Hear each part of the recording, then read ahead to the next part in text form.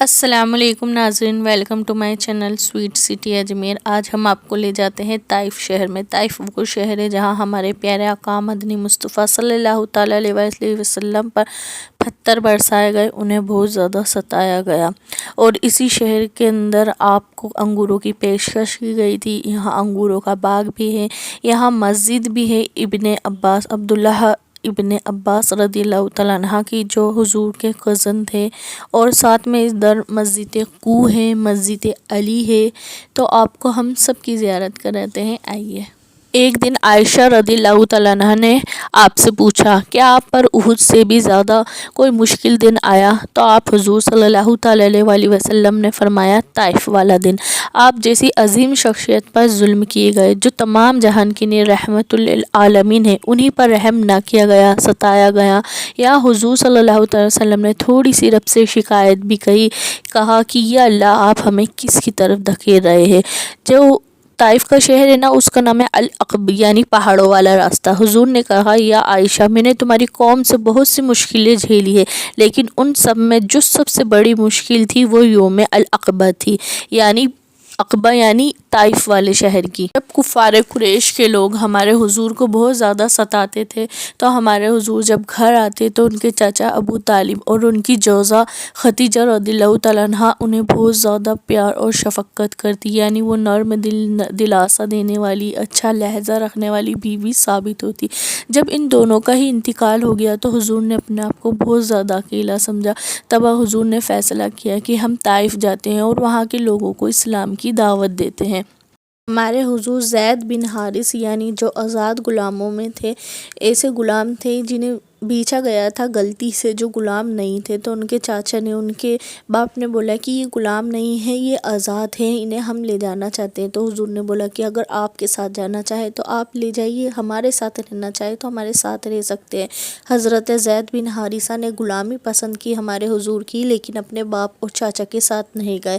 تو حضور صلی اللہ تعالیٰ علیہ وسلم زید بن حارثہ کو اپنے ساتھ لے کر طائف گئے، اور طائف کے یہاں پر اسلام میں دعوت دی۔ سب سے پہلے انہوں نے عبدی علیل بن عبدی کلال کو دعوت دی، تو وہ بخت تھا، انہوں نے دعوت کو قبول نہیں کیا، بلکہ جو طائف کے گندے لوگ تھے نا، ان کو ان کے پیچھے لگا دیا، یعنی جو برے لفے لکنگے لوگ تھے نا، ان کی دعوت کو بھی ٹھکرایا، اور ان لوگوں سے کہا کہ انہیں ماریے، اور انہیں پتھر سے مارا گیا، اور ہمارے حضور صلی اللہ علیہ وسلم کے پیر اور بہت زیادہ زخمی ہو گئے، پورے خون میں ہو گئے۔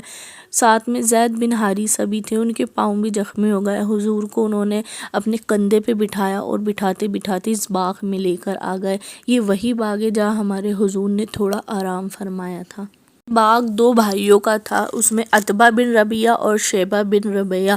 یہ وہی عتبہ بن ربیعہ ہے جس کے بارے میں غزوہ بدر میں اپنے حضور نے بولا تھا کہ جو یہ سرخ اونٹنی پر جو شخص آ رہا ہے نا، خیر ہے تو صرف اسی میں ہے، اور وہ عتبہ بن ربیعہ تھا۔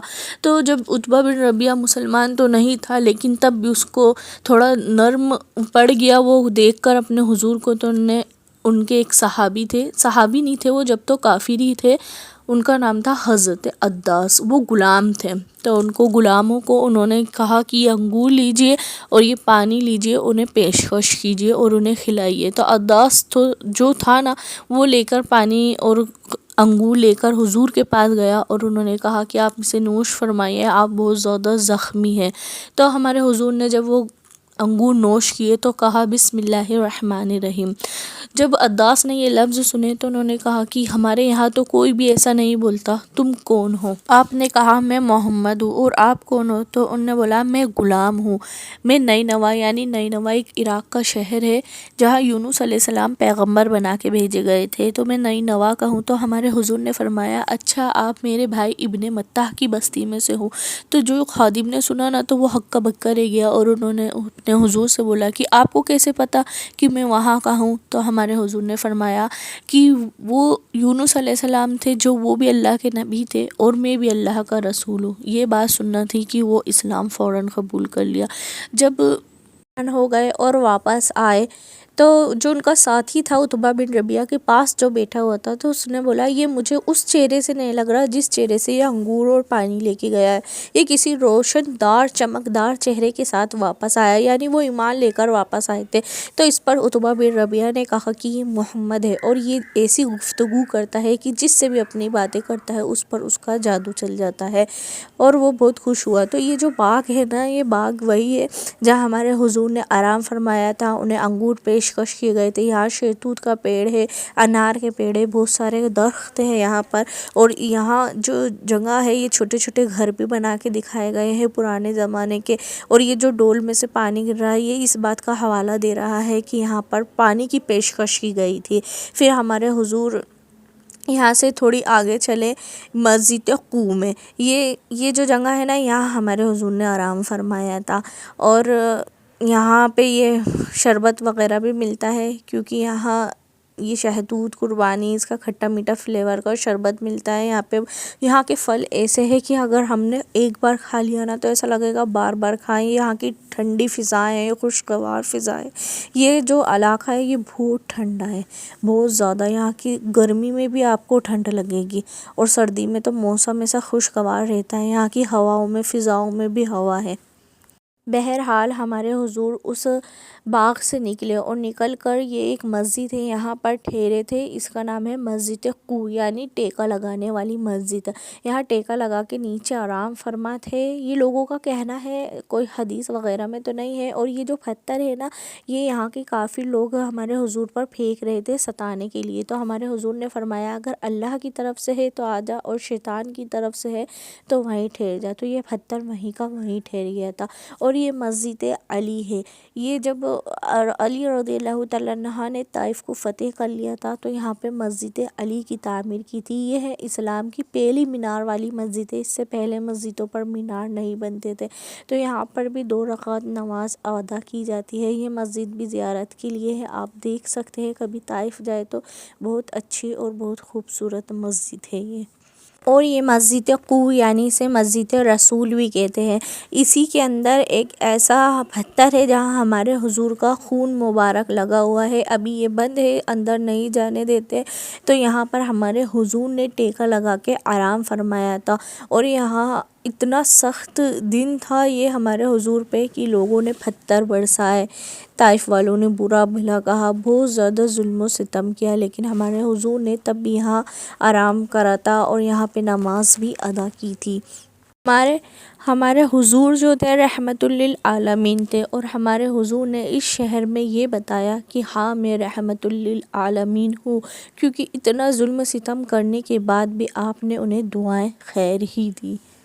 اور جہاں ہمارے حضور نے نماز ادا کی ہے، آرام فرمایا ہے، وہاں ہم کیوں نہ نماز پڑھے؟ ہمارا دن نہیں مانا تو ہمارے بھائی اندر چلے گئے اور 2 رکعت نماز نوافل ادا کی۔ اور یہ جو سارے واقعات ہیں نا، یہ اسی جگہ موجود تھے، یہاں پر ہی انگوروں کا باغ ہے، یہی مسجد قو ہے، یہی مسجد علی ہے، اور یہ مسجد عبداللہ ابن عباس ہے، یہاں پر ان کی قبر مبارک ہے۔ یہ جو قیام کرتے تھے وہ مسجد الگ ہے، میں مسجد عداس اور ان کی قیام کی جگہ کی ویڈیو نہیں بنا سکی، تو ہم جب عبداللہ ابن عباس رضی اللہ تعالیٰ عنہ کی مسجد میں گئے تو ہم نے یہیں پر احرام باندھ لیا تھا، اور یہاں پر ہم نے عمرہ کی نیت کر لی تھی۔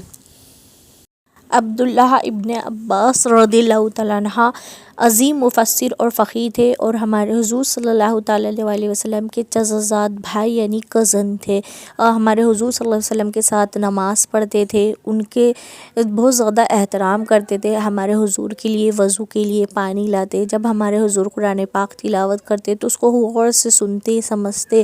ہمارے حضور نے ان کے سینے پر ہاتھ پھیر کر کہا تھا کہ یا اللہ تو ابن عباس کو حکمت عطا فرما۔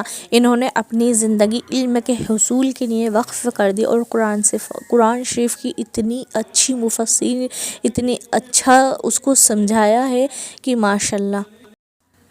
اور جو ہمارے حضور نے یہاں تھوڑی سی رب سے شکایت کی تھی اور جو دعا کی تھی وہ الفاظ بھی میں آپ کو بتا دیتی ہوں۔ ہمارے حضور نے فرمایا اے اللہ عز و جل، میں تجھ سے اپنی کم قوت معذوری کی تجھ سے شکایت کرتا ہوں، اور اپنے کم اسباب کی، تو ہی ضعیفوں کا خدا ہے اور تو میرا بھی خدا ہے۔